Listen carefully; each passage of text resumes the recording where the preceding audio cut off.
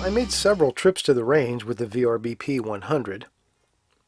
In addition to weather, one of the reasons for that is because I could only shoot so many rounds in any one session before my shoulder told me that it was enough for the day. The Bullpup design and the rigid stock and the close proximity of the bolt to the shooter, there's little energy removed from the 12-gauge round. The 100's weight of nearly 8 pounds seems like it should do more to mitigate the energy transfer, but then again, all that force is being created just a few inches from your shoulder. The shotgun's controls are, for the most part, very easy to use and well located. Very AR-like in most cases. They're intuitive to use. The bolt latch and release, along with the magazine release, work nicely. The safety selector is mostly okay. It can occasionally feel a little awkward to reach, but it is ambidextrous. The VRBP-100 comes with an adjustable cheek comb. After playing with various adjustments to find my fit, which wound up being all the way down anyway, I thought about removing it completely and trying some hip shots with the gun. I had the foresight to see that that knob would probably snag on my clothes or maybe even leave a nice drag mark on my skin. So I spun the knob free and removed it. When I went to put it back on, I realized the error of my ways. There's a nut inside the stock that's not captured, and there's no way to retighten the knob. I'm sure I can probably disassemble the buttstock and figure out a way to fix that, but I offer that as a word of caution. Be smart, don't be like me.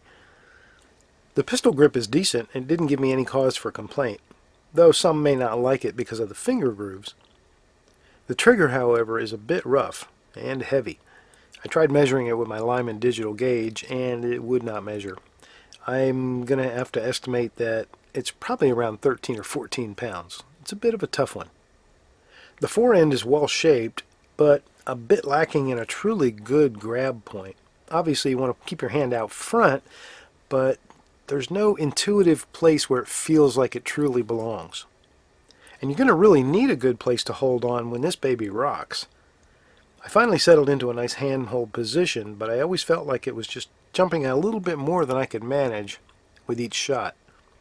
So all this said, there are many out there who are big fans of the Bullpup shotgun. It certainly has some tactical advantages. The first being its short overall length. For home defense, this would certainly be much easier to navigate through doors and around corners, much more so than a full-length shotgun. And because of the generous Picatinny rail, you can mount any sort of optic you like. In addition to that, there's an offset section of 1913 rail out front at about 45 degrees for mounting light, laser, or a second optic. So if you don't mind the significant recoil of the nearly unmitigated 12-gauge round, there are a lot of selling points here. Rock Island Armory imports it, they put their name on it, and they back it. That alone makes it worth a hard look. Oh, and if you want to extend your fun, extend your magazine.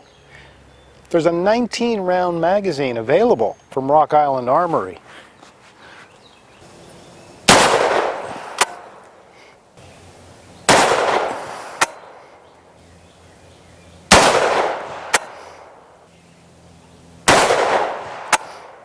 The VRBP-100 is manufactured in Turkey and imported into the U.S. by Rock Island Armory. The BP stands for Bullpup. It is a 12-gauge shotgun in bullpup format. It has a 20-inch barrel, but the overall length is just barely over 30 inches. It stands 9 inches tall, not counting the flip-up sights, and it weighs just a little bit under 8 pounds. Most of the user-handled parts are polymer, from the grip frame and the stock to the fore-end. But it's a good quality polymer and it feels pretty comfortable to the hand. There's also a very generous amount of 1913 Picatinny rail up top. That is also polymer. Speaking of the flip-up sights, they are very good quality. And the rear sight has an adjustable aperture. The front sight has an adjustable post. They provide a very nice sight picture for both quick acquisition and more precision aiming.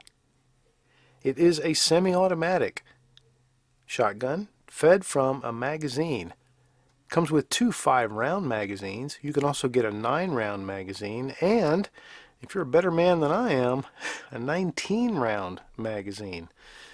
But I got to be honest with you, you put a fairly stout 12-gauge round 19 times into a single magazine, I'm going to have a hard time cleaning up my plate. The finish of this shotgun is a black chrome, and there is a generous rubber butt pad on the back of the gun. You're going to appreciate that, and you're going to find it maybe still a little bit inadequate. I have to say though, I think my favorite magazine that's available for the VRBP-100 is this 9-round magazine. It's a great balance between good capacity and a manageable size for the overall gun. And to be honest with you, when it comes to 12-gauge loads, 9 rounds is about all I can handle at any one time.